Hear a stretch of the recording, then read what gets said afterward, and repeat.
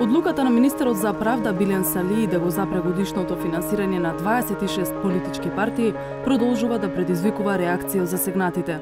Значи не се спомнува како алијанса, туку една партија која што веќе една година не постои со судско решение, покажува несериозност на таа институција. Ние ова одлука на министерот за правда ќе ја утужиме пред управниот суд. На одлуката донесена по предлог на Државниот завод за ревизија веќе реагираа други партии. Проблемот е кај нив и најмала рака треба да се извинат на Либерално-демократската партија за бламажата која што ни ја прават во јавноста. Генерално земено и за мене одлуката на Министерството за правда е прилично изненадувачка, бидејќи таму како може се види дека има голем број на партии. Од Државниот завод за ревизија не прифаќаат одговорност и тврдат дека постапиле правилно кога му предложиле на министерот за правда да го запре финансирањето за 26 партии. Сепак, има ли простор за сомнеш во капацитетот и доследноста на Заводот за ревизија? Неколку пати се повикува Државниот завод за ревизија да се екипира повеќе. За партијата Левица во одлуката на министерот за правда објавена во Службен весник се наведува дека во законскиот рок до 31 март годинава не доставила годишен финансиски извештај и извештај за донации. Но од партијата тврдат дека не е така. Во образложението се наведува некаков си службен допис од Државниот завод за ревизија, меѓутоа да биде иронијата поголема, ние 3 дена пред истекот на рокот имаме штембил токму од тој завод за ревизија дека ние сме поднеле годишен извештај до него, така што станува збор или за недобра координација или за тенденциозност. Меѓутоа бидејќи е широк кругот на партии кој што е опфатен, веројатно станува збор за некоординација помеѓу државните органи, на штета на сегашната структура на државно финансирање. Левица се подготвува да покрене спор пред управниот суд. Во случајот станува збор за тужба која можете да ја поднесете, но која нема суспензивно дејство. Значи, нивното решение произведува правно дејство, вие ќе останете без пари и можете да се тужите година, две, ме разбирате. Значи, станува збор за комплетно загрозување на политичкото делување. Нашата управна постапка е согласно законите е 8 степена, може да ви го вратат на повторно одлучување.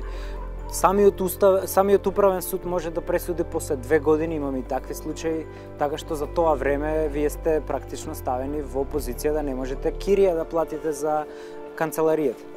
Во одлуката за запирање на државното финансирање на партиите фигурира и движењето за реформи Албанска демократска партија, иако таа од поодамна го смени името во Алијанса за албанците. Искрено несериозност. Значи една институција треба да биде сигурна кога ќе даде некаков извештај.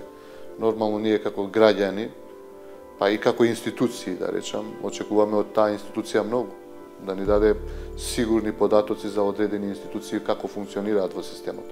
Доколку излезат вакви работи, јас дознав дека и за други партии кои што практично пријавиле се што треба да пријави до НИЦ, до Државниот завод за ревизија, и повторно излегуваат и нивни имиња. Истото се случува и со нас. Значи не се спомнуваме како алијанса, туку една партија која што веќе една година не постои со судско решение, покажува несериозност на таа институција.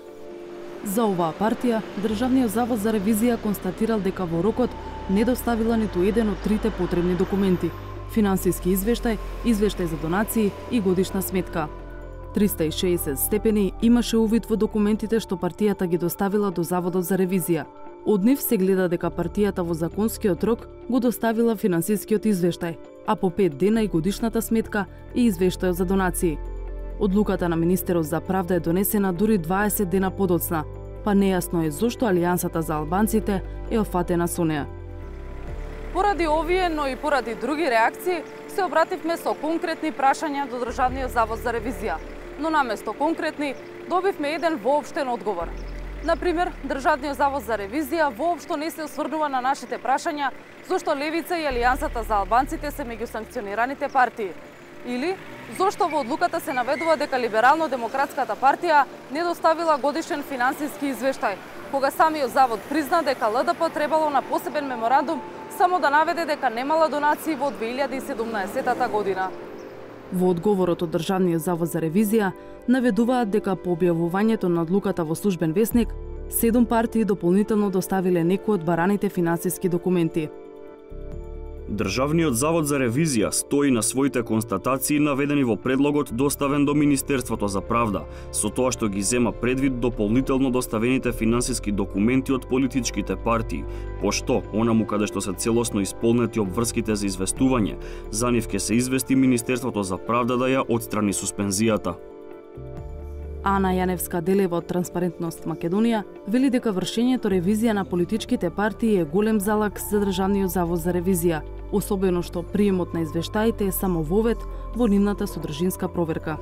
Тоа најповеќе се должи на недоволна екипираност на Државниот завод за ревизија, зашто и самата Греко повикуваше, односно препораките на Греко беа од кога се направи измените на Законот за финансирање на политички партии, каде што сите политички партии над сите политички партии треба да биде извршена ревизија за нивното финансиско работење.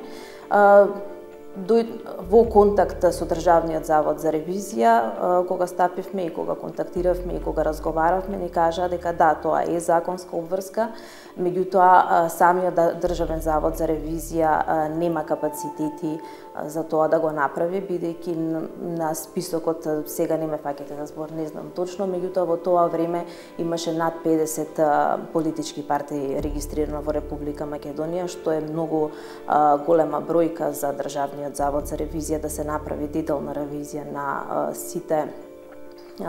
сите овие политички партии. Освен можните пропусти од Заводот за ревизија, не може да се амнестираат и дел од партиите, вели таа. Самите политички партии не се доволно транспарентни. Не можете да ги најдете нивните адреси, нивното седиште, за воопшто да ги исконтактирате, а камоли пак да ви испратат извештаи, не се сите нормално толку ажурни и не ги праќаат извештаите. За 2018-та во буџетот се планирани околу 1.830.000 евра за финансирање на политичките партии, кои се делат според бројот на освоени пратенички и советнички места на последните избори. Ако се озакони политичкиот договор меѓу СДСМ и ВМРО-ДПМНЕ за зголемување на државното финансирање, оваа сума в година може да достигне до 5 милиони евра.